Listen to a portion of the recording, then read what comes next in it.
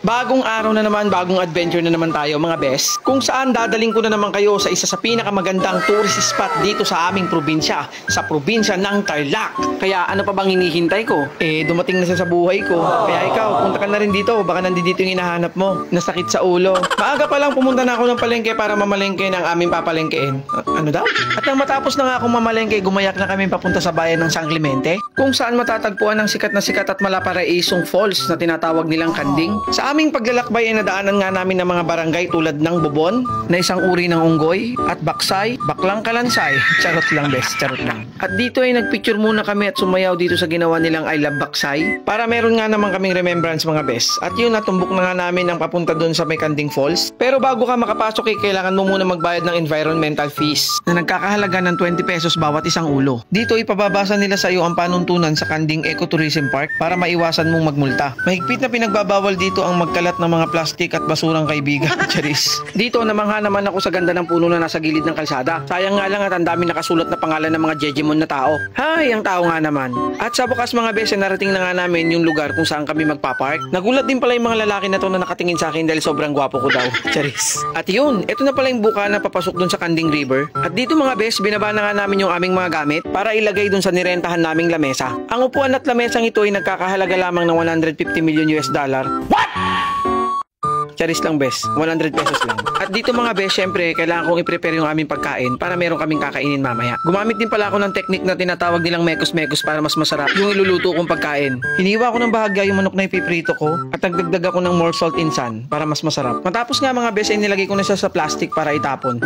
Yaman mo naman. Syempre, joke lang yung mga bes, wala na kasi akong lalagyan. Dito, pinagluto ko na yung mga anak ko ng kanilang paboritong chicken nuggets at nagprito na rin ako ng pritong talong. Sunod ko na rin palang ipinrito yung minekos-mekos kong manok kanina. Minsanan ko lang iluluto lahat dahil ayoko na may istorbo mamaya. Dahil binabalak kong magtagal dun sa mismong falls para mag-relax. Matapos ang mahigit isang oras na preparasyon para sa pagkain, tinawag ko na sila para kumain. Kasi nga gutom na daw sila at gusto nilang kumain. Kaya kinuhanan ko na sila ng pagkain para kanilang kainin. O diba? Kain lang ng kain. Basta may pagkain. Pagkatapos nga namin kumain, nagyaya na yung bunso kong anak para pumunta ron sa river. At syempre, sinamahan ko na para hindi niya na ako bisitin. At dito na mag-i-start ang exciting part mga bes. Kung nakikita nyo ay may kalakasan ng lagasan ng tubig, kaya pag binitawan ko tong anak ko, panigurado mapupunta na ito sa ibang mundo. Ramdam niya kasi na malakas ang current ng tubig kaya hindi siya bumibitaw sa akin. At kung makikita nyo, umiiyak na siya dahil sa sobrang takot. Pero kailangan ko kasing i-build yung lakas ng loob niya pati yung tiwala niya sa akin na hindi ko talaga siya pababayaan. Kaya kahit natatakot mga kuis, ituloy nyo pa rin. Andyan naman si Apoberto para alisin yung takot at gulat niya.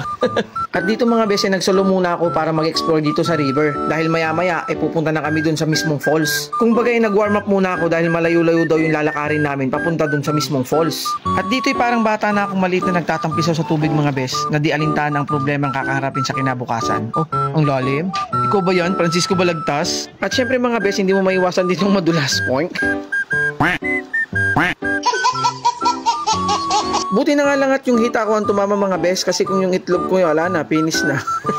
Napakaganda at nakaka-relax talaga sa lugar na to. Dito pa lang yan wala ka pa nga dun sa may falls. At dito nakagat nga pala ako ng gagamba kaya nag-ala Spider-Man ako dito mga bes. Kita nyo, awa na. At dahil sobrang nag-i-enjoy pa rin ako dito sa Kanding River, hindi pa rin ako umaahon kahit tinatawag na nila ako para kumain. Tanghali na daw kasi kainan na naman. Nag-i-enjoy talaga ako kaya hindi ko sila pinapansin. Bahala na sila sa buhay nila, malalaki na sila. At dito mga bes, tuloy-tuloy pa rin ako sa panliligo hanggang maisip ko na pumunta ron sa hanging bridge nila. Balita ko maganda raw kasing tumawid dito kaya pumunta ako. Pero sa tingin ko mas maganda kung sasayaw na lang ako dito mga bes. Tingnan nyo na lang kung paano ako sumayaw. Pero sundan nyo muna ako mga bes hanggang makaabot tayo dun sa gitna at ipapakita ko sa inyo yung aking talent. Uy, saglit lang bes, ako lang to, wag kang maglaway bes, please, wag kang maglaway, ako lang to. Masyado na kayo napapaibig sa akin, kaya relax lang, relax. At dito ay naramdaman ko na medyo nagugutom na ako, kaya bumalik na ako dun sa aming cottage para kumain. Kasi nga, magre-ready na ako para pumunta na kami dun sa Kanding Falls. Let's go! Pagkatapos nga namin kumain mga bes, nagpahinga lang kami saglit at gumora na rin kami agad. So ito yung papasok dun sa papuntang waterfalls nila dito sa San Clemente. Let's go! Simula dito hanggang sa Kanding Falls mga bes, aabutin kami ng 15 to 20 minutes na lakaran. Pero basic na lang sa amin yan mga bes. At ayan guys, packet kami ngayon dun sa waterfalls. Kasi hindi naman makukumpleto yung pasyal namin dito. Hindi namin mararating yung pinakamagandang part na itong river na to. Kaya dun sa mga followers ko don't forget to follow, like, and share. Ililibot ko kayo dito sa ganda ng Tarlac. Yan, papunta yan dun. Medyo mahaba-habang lakad to. Let's go! Kita nyo naman na kahit mabato yung daan, gora lang yung mga anak ko. Di ko na rin pala sila kailangan buhatin dahil sila mismo ayaw na nila magpabuhat. Ang kailangan ko na lang alalayan sila sa paglalakad nila. Baka kasi malaglag sila o kaya madapa. Mahirap na, bato-bato pa man din yan. Kung napansin nyo nga si Charles malakas na yung loob niyang tumawid sa ganitong klase ng tulay. Yun din kasi yung turo ko sa kanya na hindi habang buhay nakaalalay ako lagi sa kanya. Kaya kailangan niya maging matapang sa lahat ng oras. At tuloy na ulit kami sa paglalakad dahil wala pa kami sa kalahati. Hindi rin pala kayo maliligaw dito mga best dahil meron palang daanan na maaari nyong sundan. Papunta roon mismo sa Kanding Falls. Ang kailangan nyo na lang ay iba yung pag-iingat para hindi kayo madisgrasya o madulas sa dinadaanan ninyo. Almost 10 minutes na kami naglalakad. 15 minutes of walking na. Yun, after 17 minutes, narating na namin yung falls. Pumunta na ako. Let's go!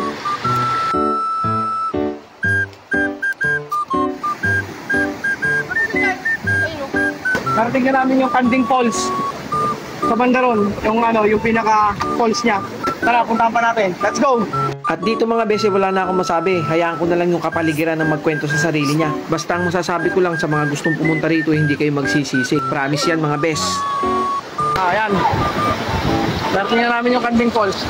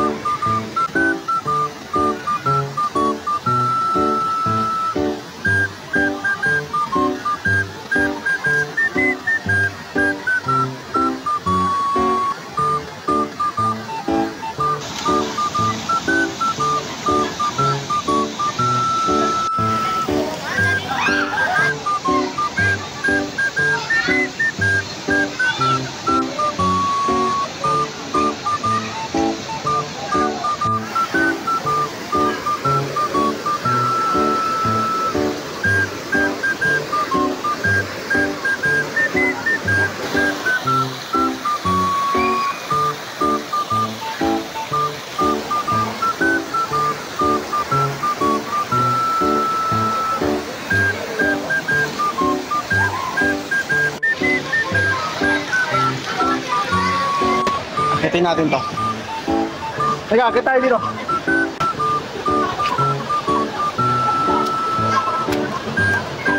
Ay, mataas to Charles ha?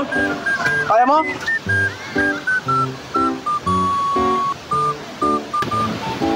Ganda rito.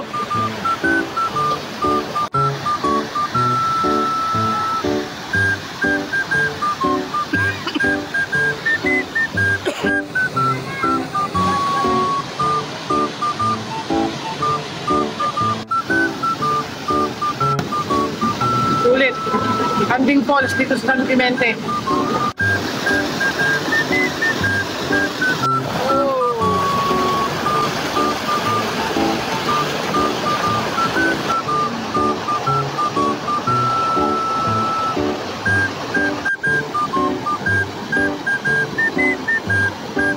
At yan, babalik na kami dun sa aming cottage. Next time ulit, Kanding Falls, babalikan ka namin. Sana kami rito, makapag-camping kami kahit na isang gabi lang. Let's go!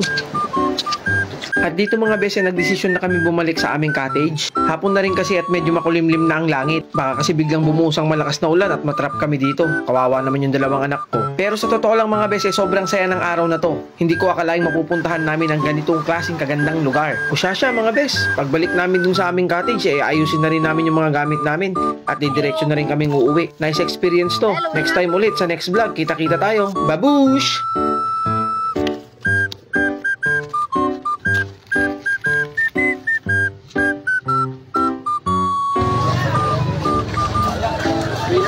Bye-bye. Pero picture mo.